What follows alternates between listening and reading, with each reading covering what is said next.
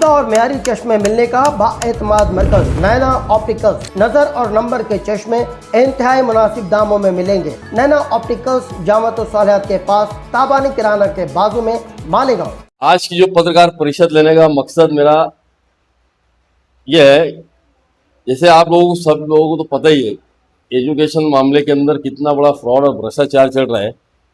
जिस तरह से मालेगांव शहर के अंदर कार्रवाई हो रही है, तो ये आप सभी जानते हैं, क्योंकि 2 साल पीछे मैंने मामले को बहुत उठा कर रखा था और मंत्रालय तक, उस टाइम में दीपक केसरकर साहब हमारे शिक्षण मंत्री थे, वो टाइम में मैंने पूरी यानी मालेगांव से लेकर के यानी नासिक मंत्रालय तक पूरी कंप्लेंट्स डाला था मैं।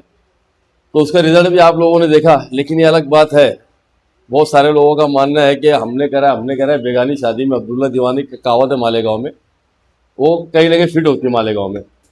अभी एक अफसोसनाक बात यह है, मालेगांव के आज हालात इतने संगीन पे संगीन होते जा रहे हैं, कोई ना कोई मामले को लेकर कहीं SIT आ जा रही है और ना जाने कौन कौन से आरोप मालेगांव के अंदर आ जा रहे हैं।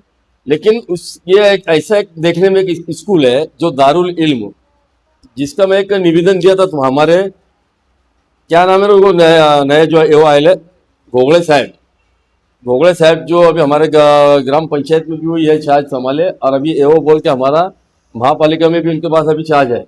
उनको हमने एक लेटर दिया था 27/11 को। जो दारुल इल्म एक जो स्कूल है, अपने आप में स्कूल बताता है, लेकिन स्कूल है ही नहीं हो, कोई गवर्नमेंट इसको मान्यता है, कोई मंजूरी नहीं है, UTIS नंबर नहीं है, उसका रजिस्ट्रेशन ही नहीं है, यानी गवर्नमेंट की गाइडलाइन के हिसाब से उसका कोई नहीं, खाली उसमें एक संस्था है। जिस तरह से आप देखो जलगांव के अंदर ऐसी संस्था थी जो इनलीगल तरीके से चल रही थी, उसके ऊपर कार्रवाई हुई, उसको सील किया गया। उसके सभी जो ट्रस्ट जो भी होंगे इसके जिम्मेदार आज भी फरार है मुझे लगता है। तो अफसोस की बात यह है, आज इतने बड़ी स्कूलों के अंदर कार्रवाई, बोगसगिरी की जिदाद कार्रवाई इनके ऊपर हुई। ये अदारा जो है, इसकी रिपोर्ट ये है कि भी जो है एडमिशन अपने दारुल इल्म में बताता।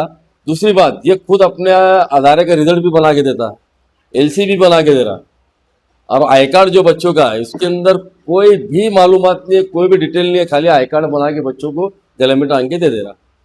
ये हमारे पास, और ऐसा नहीं, पुख्ता प्रूफ के साथ हमारे पास है ये मामले।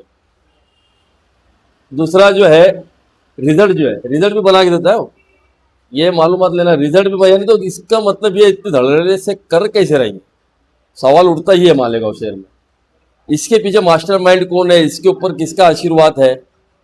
अभी गोगले साहब है, इनको हमने बोलने के बाद भी अगर इसके ऊपर इन्होंने कार्रवाई नहीं की, अभी टाल मटोल कर रहे, तो कहीं इन्होंने हाथ से हाथ तो नहीं मिला लिए ये अदारे से, और उसके हमने एक आसपास में एक मालूमात भी लिए, तो उसका बोलना है उन्हें कहीं चर्चा किया होगा कि भाई गोगरे साहब से मेरी बातचीत होगी, सब सेटिंग मेरी हो गई।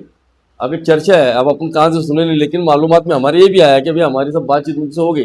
तो क्या बातचीत हो गई, ये अब गोगरे साहब ने जो है, इसको जो एओ है उन्होंने क्लियर करना, हाथ से हाथ मिला के काम कर रहे हैं। और एक शक का दायरा इससे वैसी मेरा हो रहा, क्योंकि आज बोलने मतलब वो जो 27/11 को मैंने एप्लीकेशन दिया हो, सब मराठी पेपरों में आया, उर्दू पेपर में आया, सब में आने के बाद भी अभी तक इसके ऊपर कोई कार्रवाई नहीं हुई। तो इसका आप लोग क्या समझेंगे, आप लोगों की नज़र में क्या इसको माना जाएगा? ये आवाम तक उजागर करने का मकसद मेरा यही है। उसकी वजह क्या, मैं जैसे आपको बताया, मालेगांव में भी SIT का मामला, देखो हुआ कुछ नहीं, ना रोहिंग्या निकला ना बांग्लादेशी निकला, लेकिन अब ये मामला देख लो, इसको लेके अगर रिजल्ट बोगस है, इनका ID कार्ड बोगस है, इनका अदारा तो है, लेकिन इनके अंदर UTIS नंबर नहीं है, रजिस्ट्रेशन नंबर नहीं है, बच्चों को रिजल्ट बना के दे रहे लोग। अब इसके अंदर खुदा न खास्ता जो बच्चे पढ़ रहे है ना, 1ली से 8वीं तक के एकदम धड़ल्ले से जो चला रहे, उनसे 25,000 फीस ले रहा, कोई 20,000 फीस ले रहा। फीस लेने के बाद में अब इसके अंदर खुदा न खास्ता भी SIT के मामले को लेके अगर इसके ऊपर किसी की नजर गई, तो बच्चे फिर क्या ये सिद्ध हो जाएंगे इनके बोलने पे, क्या रोहिंग्या और बांग्लादेश से बच्चे आके एडमिशन तो नहीं करे, बोगस सर्टिफिकेट तो नहीं बना रहे। एक नया मालेगांव शहर के अंदर एक बवाल खड़ा होने का मुझे शक है, क्योंकि आज मालेगांव की परिस्थिति बहुत खराब है, आप लोग अच्छी से समझ सकते हैं। तो कई ऐसे लोग हैं और मालेगांव बदनामी ना हो मालेगांव शहर की, ये हमारी कोशिश ही है कि ये, इसीलिए हमें मामलों को गर्म किया और ये मामलों को हम उठाए। अब आपके चैनल के माध्यम से हमें शहर के आवाम को बता देना चाहते हैं कि भाई जो दारुल उलूम, अपने दारुल इल्म जो है एक संस्था है, ये स्कूल के नाम से लोगों के साथ फ्रॉड कर रहा है, ये हमारी मालूमात में है। अब इसके ऊपर ऑफिसर चौकसी कर नहीं रहे, क्यों नहीं कर रहे, तो मैं आप बता रहा हूँ कि हाथ से हाथ तो नहीं मिला दी।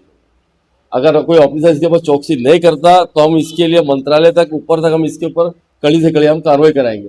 मेरा मेन मकसद क्या है, मालेगांव के अंदर जो अजाब चल रहा है एसआईटी का, अभी अगर बोगस जैसे दे दिया, मान लो सपोज किसी की नज़र चलेगी कि यार साले, यार तो बच्चे बोगस पढ़ रहे, बोगस इनका रिजल्ट मिल रहा, तो ये बच्चों की चौकसी करेंगे क्या कि यार ये रोहिंग्या और बांग्लादेशी बच्चों को तो नहीं पढ़ा रहे यहाँ पे।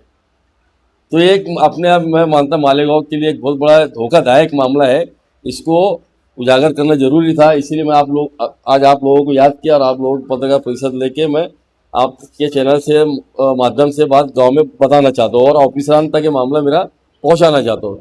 इसके बाद ताकि कोई मामला शहर के ऊपर आने से पहले ये मामला सामने उजागर हो जाए, ऐसे खाती लोगों के ऊपर, बोगस स्कूल चला रहे, बोगस काम जो कर रहे हैं, इनके ऊपर कड़ी कार्रवाई होनी चाहिए। ये ऐसी हमारी एक डिमांड है और हम कराएंगे। और अगर इसको कोई ऑफिसर सपोर्ट करता है तो उसके ऊपर भी हम गुना दाखिल करवाएंगे, इसमें दो राय नहीं। मेरा मकसद पत्रकार परिषद लेने का यही था।